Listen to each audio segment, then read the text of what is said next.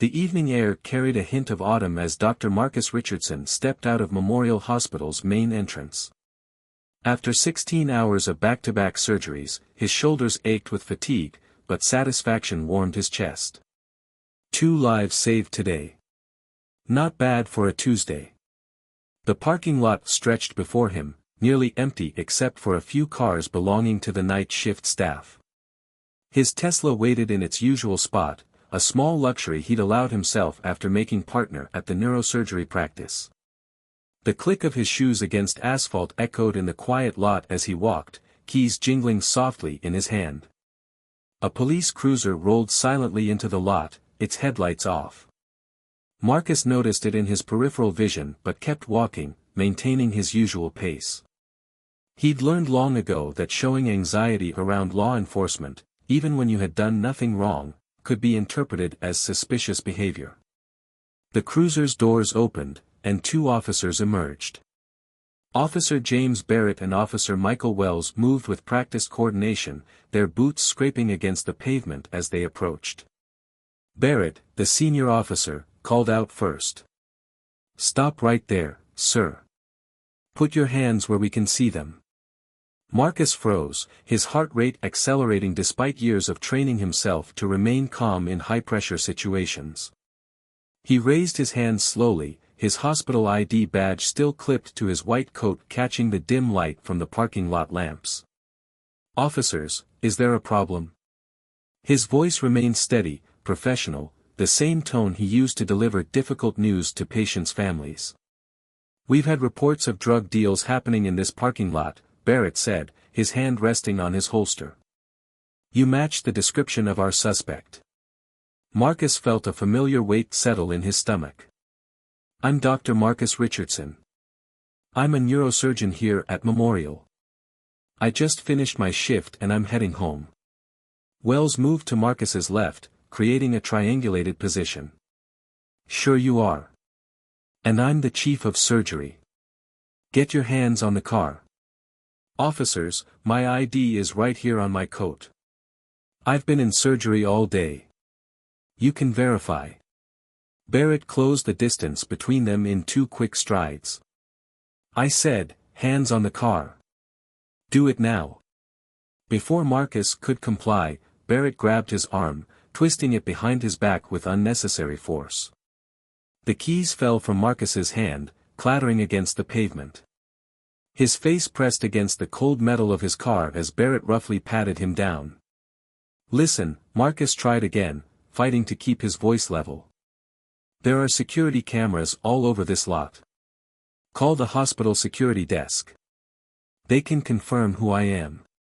Wells snorted. "Yeah, I'm sure they can confirm a lot of things. Like how many prescriptions you've been writing for your special customers." The accusation stung like a physical blow.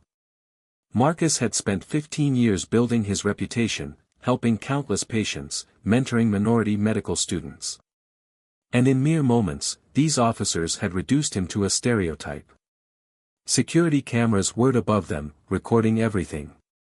Hospital staff members began gathering at the windows, their faces illuminated by the harsh fluorescent lighting inside.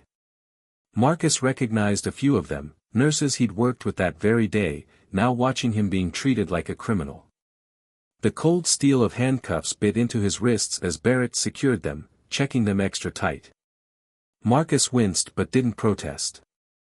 He knew from experience and countless discussions with colleagues that resistance, even verbal, could escalate the situation dangerously. "My hospital ID," Marcus said quietly. "Just check my hospital ID. Or call Dr. Patricia Walsh, she's the chief of surgery. She can verify who I am." Barrett yanked the ID badge from Marcus's coat, studying it in the dim light. For a moment, uncertainty flickered across his face, but it quickly hardened back into suspicion. "Could be fake. We'll sort this out down at the station." As they began moving him toward their cruiser, a voice rang out across the parking lot. "What the hell are you doing to my head of neurosurgery?"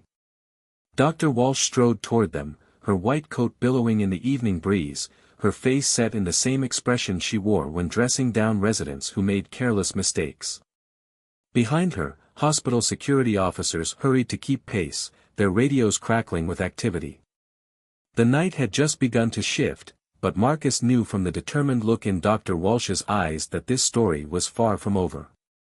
Sometimes, he reflected, the most important operations weren't the ones performed in surgical suites, but the ones that cut away at the tumors growing in society itself. Dr. Patricia Walsh's intervention in the hospital parking lot sparked a firestorm that spread faster than anyone could have anticipated. Within hours, smartphone videos of Dr. Marcus Richardson's arrest flooded social media, each new angle revealing the stark reality of what had transpired. Inside the police station, Marcus sat perfectly still in the harsh fluorescent lighting of the interview room. His white coat, now wrinkled from the rough handling, stood in stark contrast to the gray walls. Despite the officer's initial resistance, Dr. Walsh's presence and the hospital's immediate legal response had forced them to remove his handcuffs. "This is completely unacceptable," Jennifer Torres, the hospital's chief legal counsel, declared as she burst into the room. Her heels clicked against the linoleum floor with purposeful determination. "Dr. Richardson, don't say another word. We're getting you out of here right now." Outside the station, a crowd had begun to gather. News vans lined the street, their satellite dishes reaching toward the night sky like metal trees. Among the protesters stood several of Marcus's former patients, including Timothy Chen, a teenage boy whose life Marcus had saved 6 months ago through an emergency brain surgery. Officer Barrett and Wells stood at their captain's office door, their earlier bravado replaced by uncertain glances as Captain Diana Rodriguez reviewed the security footage on her computer screen. Her expression grew darker with each passing moment. "You mean to tell me," she began, her voice carrying the weight of 2 decades in law enforcement, "that neither of you bothered to verify his credentials? Or call the hospital? Or even notice he was wearing scrubs under his white coat?" Barrett shifted uncomfortably. "Ma'am, we had reports of suspicious activity." "Suspicious activity?" Rodriguez cut him off. What exactly was suspicious about a medical professional leaving his workplace? "And don't tell me it was the car. That excuse won't fly." Meanwhile, social media exploded with hashtags demanding justice. Marcus's colleagues from across the medical community began sharing stories of similar experiences, creating a tapestry of systemic bias that could no longer be ignored. Dr. Walsh organized an emergency meeting of the hospital board, her silver hair catching the light as she addressed the room full of concerned administrators and department heads. "This isn't just about one incident," she declared. "This is about acknowledging a pattern and taking decisive action to protect our staff." In the hospital cafeteria, nurses, doctors, and support staff gathered around televisions watching the news coverage. Among them was Maria Hernandez, a veteran ER nurse who had worked countless trauma cases with Marcus. "I was there when he saved that cop's daughter last year," she said to the group, her voice thick with emotion. "Remember that massive car accident? He stayed 16 hours straight in surgery. And this is how they repay him." The story caught the attention of civil rights attorney Benjamin Foster, known for taking on high-profile cases of police misconduct. He arrived at the station just as Jennifer Torres was leading Marcus out, camera flashes illuminating their path like lightning strikes. "Dr. Richardson," Foster called out, extending his hand. "I've been following your work in pediatric neurosurgery. Never thought we'd meet under these circumstances, but I believe we have an opportunity here to create lasting change." Marcus straightened his coat, his professional demeanor intact despite the ordeal. The eyes of the community were upon him now, and he understood that his response to this injustice would ripple far beyond this moment. "Mr. Foster," he replied, shaking the attorney's hand. "I appreciate your interest, but this isn't just about me. It's about every professional who's been profiled, every student who's been discouraged, every person who's been judged by the color of their skin rather than the content of their character." As they spoke, Officer Wells watched from a window above, his rookie partner Officer Sarah Chen beside him. "I told Barrett we should have verified his ID first," Chen muttered, shaking her head. This isn't what I signed up for when I joined the force. The night wound down, but the energy surrounding the incident only grew. Local community leaders began organizing town halls, and the hospital board drafted new protocols for staff security and police interaction. What had started as one man's unjust arrest was transforming into a catalyst for institutional change. Dr. Richardson finally arrived home well past midnight, his wife Rebecca, a civil rights professor at the local university, waiting up for him. She wrapped him in a tight embrace, her academic mind already formulating ways to incorporate this incident into her teaching curriculum. They picked the wrong neurosurgeon to profile, she whispered, managing a small smile despite her anger and worry. Ready to show them what real change looks like. Marcus looked out their living room window at the city lights twinkling in the distance. Tomorrow would bring interviews, meetings, and difficult conversations. But tonight, he allowed himself to feel the full weight of what had happened, and the responsibility that came with being thrust into the spotlight. The movement that started in that hospital parking lot was just beginning to take shape, and its ripples would soon touch every corner of the community. Sometimes, the most powerful catalysts for change come wrapped in the most painful packages. The morning light streamed through the windows of the police department's internal affairs office as Detective Rahul Patel reviewed the growing mountain of evidence. Multiple surveillance camera feeds played silently on his monitors, each showing a different angle of Dr. Richardson's arrest. "Play that segment again," he instructed his partner, Detective Grace O'Malley. She clicked the timestamp where Officer Barrett first approached Dr. Richardson. Frame by frame, the truth became clearer. There had never been any reports of drug dealing in the hospital parking lot that night. "They fabricated the probable cause," O'Malley noted, her experienced eyes catching details others might miss. "Look at the timestamp on their radio logs. No calls about suspicious activity, no dispatch orders. They profiled him and invented a reason after the fact." Across town, Benjamin Foster's law office buzzed with activity. His team had uncovered a pattern of similar incidents involving officers Barrett and Wells. On his desk lay statements from other professionals of color who had encountered the same officers, a bank executive, a college professor, an architect. All had been stopped, questioned, or detained without cause. Dr. Richardson wasn't there first, Foster explained to Rebecca, who had joined the legal team as a civil rights consultant. But he might be there last. He spread out documentation showing at least 7 other incidents in the past year alone, all swept under the rug through internal reviews. At Memorial Hospital, the security office had become command central for their own investigation. Head of Security David Ortiz and his team meticulously catalogued every second of footage from that night. Through their enhanced audio system, they captured something crucial. Officer Barrett's body mic had picked up a conversation before they approached Dr. Richardson. "Listen to this," Ortiz said, playing the recording for Dr. Walsh and Jennifer Torres. Barrett's voice came through clearly, "That's too nice a car for this neighborhood. Let's see what our friend here is really up to." The evidence mounted hour by hour. Hospital staff came forward with their own recordings from cell phones. Security cameras from nearby buildings filled in blind spots. Even the hospital's automated license plate system proved valuable, showing Dr. Richardson's regular parking pattern over the past 5 years. Captain Rodriguez sat in her office, facing the hardest decision of her career. The evidence was damning, but the implications reached far beyond 2 officers' misconduct. This case could shake public trust in the entire department. "We need to get ahead of this," she told her superior, Chief William Marshall. "Full transparency, full accountability.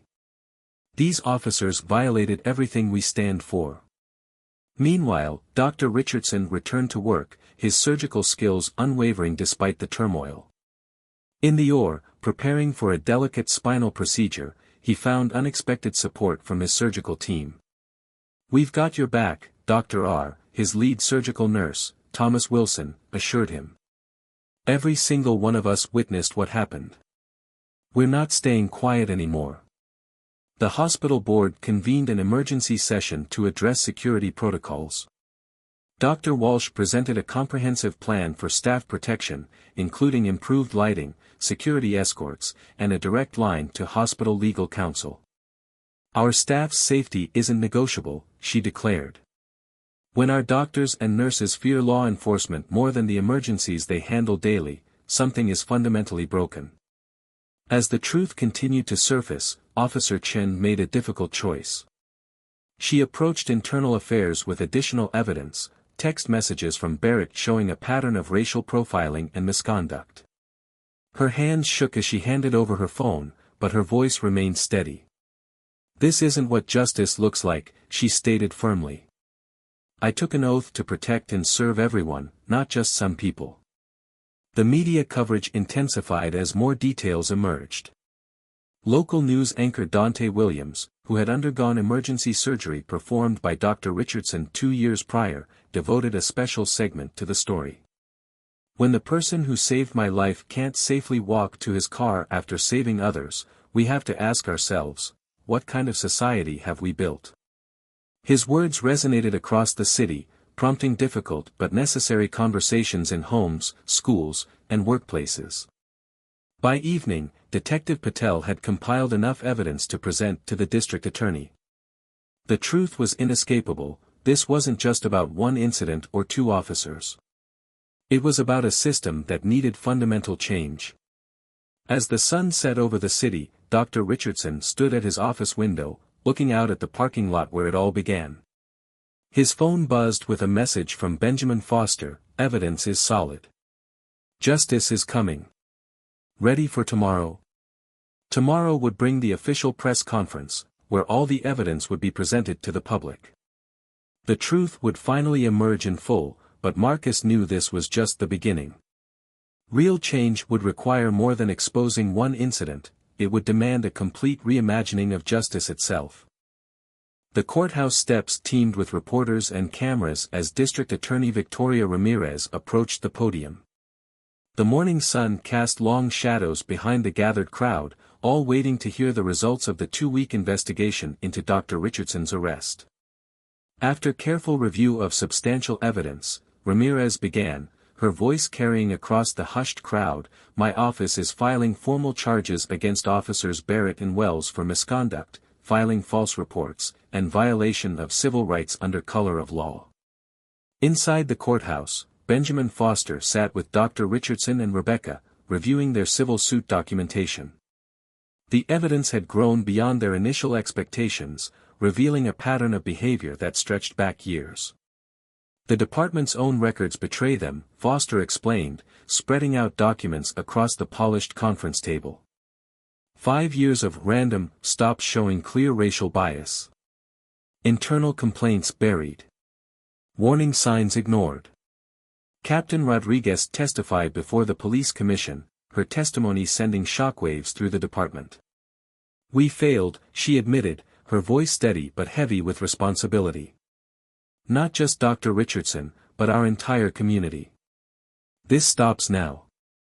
The internal investigation had expanded beyond Barrett and Wells, uncovering a network of officers who had either participated in or turned a blind eye to systematic profiling. Officer Chen's testimony proved crucial, providing insider perspective on the department's unwritten practices. There was an unofficial quota, Chen revealed during her deposition. Not for tickets or arrests, but for what they called proactive policing in certain neighborhoods. We all knew what that really meant. At Memorial Hospital, changes were already taking effect. Dr. Walsh's new security protocols became a model for other institutions. The hospital parking lot, where everything began, now featured enhanced lighting, security patrols, and a direct emergency response system. "We're not just protecting our staff," Dr. Walsh explained to the board. "We're setting a standard for how institutions should respond to systemic racism. Silence is no longer an option." The trial of Officers Barrett and Wells drew national attention. The courthouse gallery filled daily with medical professionals, community leaders, and citizens affected by similar incidents. Dr. Richardson's testimony captivated the room as he recounted that night. "I saved lives that day," he stated, his calm demeanor a sharp contrast to the tension in the courtroom. "I've saved hundreds of lives over my career, including law enforcement officers and their families.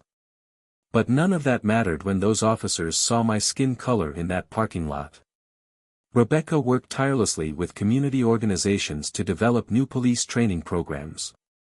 Her university partnered with the department to create mandatory courses on bias recognition and cultural competency. "Change doesn't happen in courtrooms alone," she reminded her students. "It happens in classrooms, break rooms, and living rooms. It happens when we refuse to accept that's just how things are as an answer." The defense tried to paint the incident as a simple misunderstanding, but the evidence told a different story. Security footage, audio recordings, and Officer Chen's testimony created an insurmountable wall of truth. Detective Patel presented his findings meticulously, showing how Barrett and Wells had systematically targeted professionals of color. They assumed, he explained to the jury, that success and skin color couldn't coexist without criminal activity. The verdict, when it came, resonated beyond the courthouse walls. Both officers were found guilty on all counts. But the real victory wasn't just the conviction, it was the sweeping departmental reforms that followed. Chief Marshal announced comprehensive changes, independent oversight committees, mandatory body camera reviews, community engagement requirements, and a zero-tolerance policy for profiling. The Richardson incident, as it became known, sparked similar reforms in departments across the country. Dr. Richardson returned to his surgeries, his experience now part of the hospital's orientation for new staff. "What happened to me wasn't unique," he would tell them. "What's unique is that we're finally doing something about it." As evening settled over the city, Marcus and Rebecca sat in their living room, watching news coverage of the verdict. Their phones buzzed constantly with messages of support and thanks from around the country. "You know," Rebecca said softly, "when I was growing up, my father told me that change happens in moments of crisis. It's not about the crisis itself, but how we respond to it." Marcus nodded, thinking of all the patients he would treat tomorrow, all the lives still to save. The verdict wasn't an ending, it was a beginning. Real justice wasn't just about punishing wrongdoing, it was about creating a world where such wrongdoing became unthinkable. 1 year after the verdict, Dr. Marcus Richardson stood at the podium in Memorial Hospital's newly dedicated Justice and Equity Center. The space, once a rarely used conference room, had been transformed into a hub for community outreach, medical education, and civil rights advocacy. "Change," he addressed the gathered crowd, "begins with acknowledgement. But it survives through action." Behind him, a wall displayed photos of medical professionals from diverse backgrounds, each with their own story of overcoming barriers. The Richardson Initiative, as it came to be known, had spread to hospitals across the country. The program provided security protocols, legal support, and advocacy resources for medical professionals facing discrimination. More importantly, it offered hope, tangible proof that speaking up could lead to real change. Rebecca had expanded her university program into a full-scale institute for justice in healthcare, where law enforcement officers now trained alongside medical students and community activists. Officer Chen, who had left the police force, became one of its most effective instructors. "We're not just teaching people to recognize bias," Chen explained to a new class. "We're teaching them to actively combat it. Every interaction is an opportunity to either reinforce or challenge the status quo." The police department had undergone its own transformation. Captain Rodriguez, now Chief Rodriguez, implemented changes that went beyond surface-level reforms. Every officer's performance was now evaluated not just on traditional metrics, but on community engagement and bias prevention. "The Richardson case wasn't our proudest moment," she told a group of new recruits. "But it became our most important lesson. Your badge isn't just about enforcing laws, it's about protecting dignity." Detective Patel's investigative methods became a model for internal affairs departments nationwide. His emphasis on digital evidence, pattern recognition, and community testimony changed how police misconduct cases were handled. "Technology doesn't lie," he often said. But it's not enough to have the evidence. You need the courage to act on it. In the hospital parking lot where it all began, a small plaque had been installed. It didn't mention the incident directly, but its message was clear: in dedication to those who heal, and to justice that must never sleep. Dr. Walsh, approaching retirement, had made systemic change her final mission. The hospital's hiring practices, promotion criteria, and patient care protocols all underwent rigorous review for hidden biases.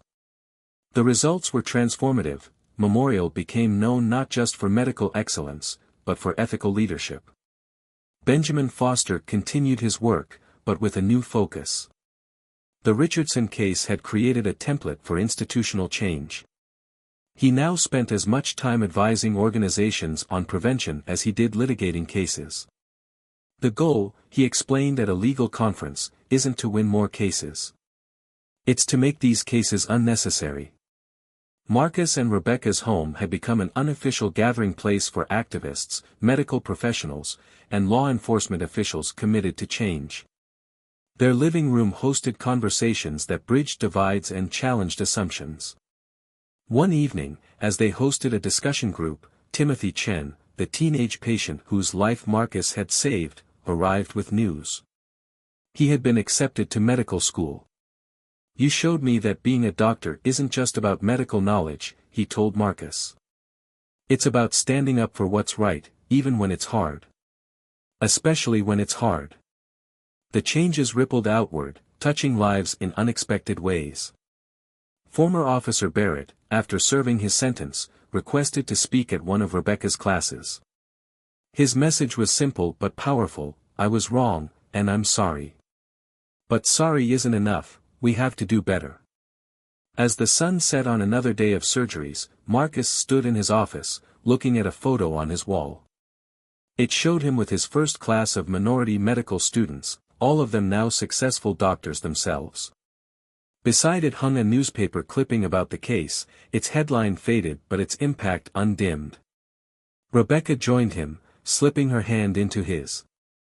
"Remember what you said that night in the parking lot? About how this wasn't just about you?" Marcus nodded, squeezing her hand. "It never was. It was about every person who ever felt powerless in the face of injustice. Every dream deferred.